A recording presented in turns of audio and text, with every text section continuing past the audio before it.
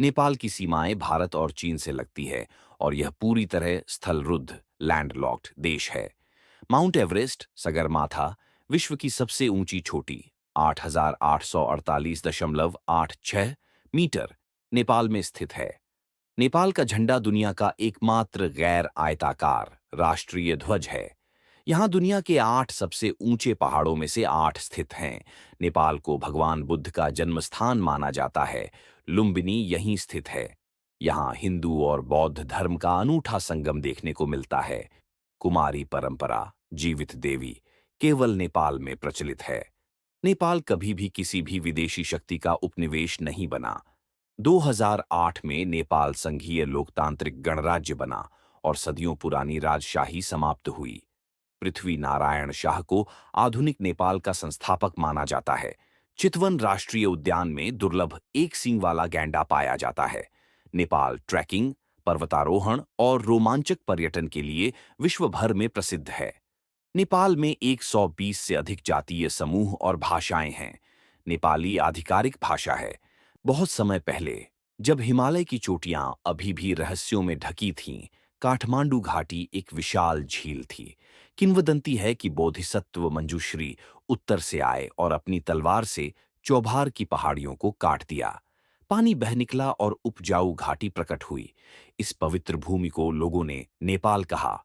देवताओं की कृपा से धन्य पहाड़ों की गोद में बसी धरती।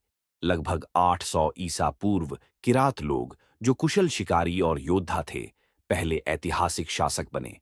सैकड़ों वर्षों तक उन्होंने घाटी पर शासन किया और भारत तिब्बत के व्यापार मार्गों को नियंत्रित किया।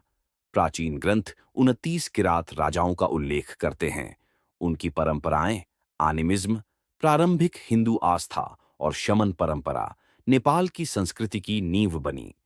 चौथी शताब्दी ईस्वी में लिच्छवी वंश सत्ता में आया। उन्होंने प्रशासन, शिलालेख और मंदिर निर्माण को उन्नत किया। चांगू नारायण मंदिर, आज का यूनेस्को स्थल, इसी युग की धरोहर है। स्वयंभूनाथ जैसे स्तूप और जटिल लकड़ी की नक्काशियां नेपाल की आध्यात्मिक पहचान के प्रतीक बने। 12वीं से 18वीं शताब्दी तक मल्ल राजाओं ने काठमांडू घाटी को 3 राज्यों में बांट दिया। काठमांडू, पाटन और भक्तपुर। आपसी प्रतिस्पर्धा ने उन्हें अद्भुत कला और स्थापत्य रचने के लिए प्रेरित किया। दरबार स्क्वायरों में ऊंचे पगोड़ा मंदिर, सुनहरे छत वाले महल और रंगीन त्योहारों की झलक आज भी देखी जा सकती है। लाखे नृत्य, कुमारी परंपरा और इंद्र जात्रा जैसे पर्व इसी काल से चले आ रहे हैं। परंतु यही प्रतिद्वंद्विता उन्हें राजनीतिक रूप से कमजोर करती रही। एक महान एकता की जरूरत महसूस होने लगी। 18वीं शताब्दी के मध्य में छोटे से गोरखा राज्य के राजा पृथ्वी नारायण शाह ने नेपाल को एकजुट करने का सपना देखा। रणनीति और साहस से उन्होंने काठमांडू घाटी के नगर राज्यों को जीत लिया। उनका दृष्टिकोण था 4 वर्ण और 36 जातियों का बगीचा और विदेशी शक्तियों से स्वतंत्र राष्ट्र। उन्होंने नेपाल को यूरोपीय उपनिवेश बनने से बचाया।